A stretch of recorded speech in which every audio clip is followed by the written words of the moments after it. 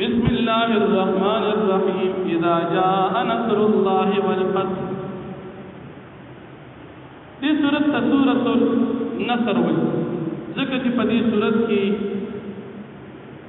لفظ د نصر راغلی د الله پاک د امداد. دا سورۃ مدنی سورۃ د نبی علیہ السلام د هجرت نه بعد نازل په اعتبار د ترتیب قرآنی سره یوصل لازم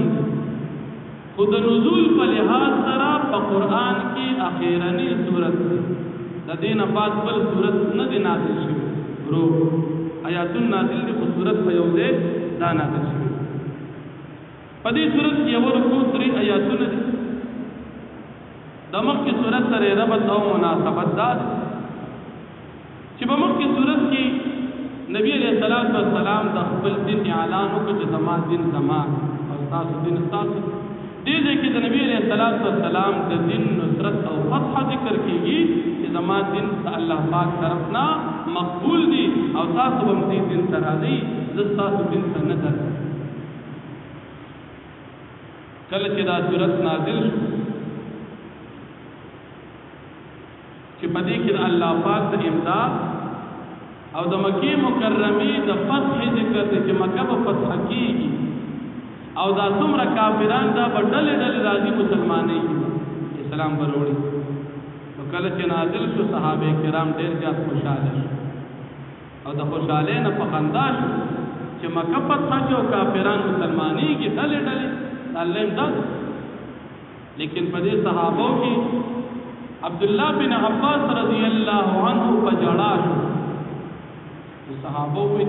نبی علیہ السلام تپوس په تولی جاړ ټول خان دي خوشاله دي او تجار و یره دي چې دا صورت نازل شو نو په دې کې اشاره ده چې د دنیا نه دې ته وفات کیږي ځکه چې دین کامل شو قرآن پورا شو او مکه فتح شو او خلق اسلام تراغل کار خوش ته د دنیا نه دې اشاره ده دې نو ځکه جاړم چې تر دنیا نه دې او مغه شاکر شو دا غینه لږ وخت نبی علیہ السلام دنیا نه تشریف یو او نبی علیہ السلام د ابن عباس تصدیق او کتا خبره ټیکو بس الله امداد راغی پس حلال خبره بس وما شان شلا نبی علیہ السلام دنیا نه تشریف یو. د مکی د فتح نه مخکې به کافران لږ لږ راتل مسلمانې دل یو براغې دو براغې درې براغې لږ لږ خو چې کله مکه مکرمه فتح شوه هغې نه بعد کافران به ډلې ډلې راتل او ایمان به یې راوړل. په دې صورت کې د هغې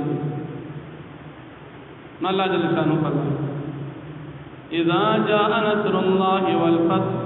هر کله چې راغی امداد د الله پاک او فتح د مکې ورأيت الناس اوتال توینی خلق پس د مکی د فتحنا يدخلون تدیب داخلی کی فی دین اللہ افواجا فدین د اللہ پاک کے ڈلے ڈلے فسبح بحمد ربک پس تسبیح بیان و محمد ربستا واستغفره بخن غوالد قبل ربنا انه ذکر اللہ پاک کان دی توابا توبہ قبل انکی بخن غوالد. نبی علیہ السلام کو پیغمبر دی او پیغمبر کو گناہونه نه کوي پیغمبر کو گناہونه نه کوي نو ولې بخنه غواړه د رفع د درجاتو چې درجې دي او چې استغفار پدې او یا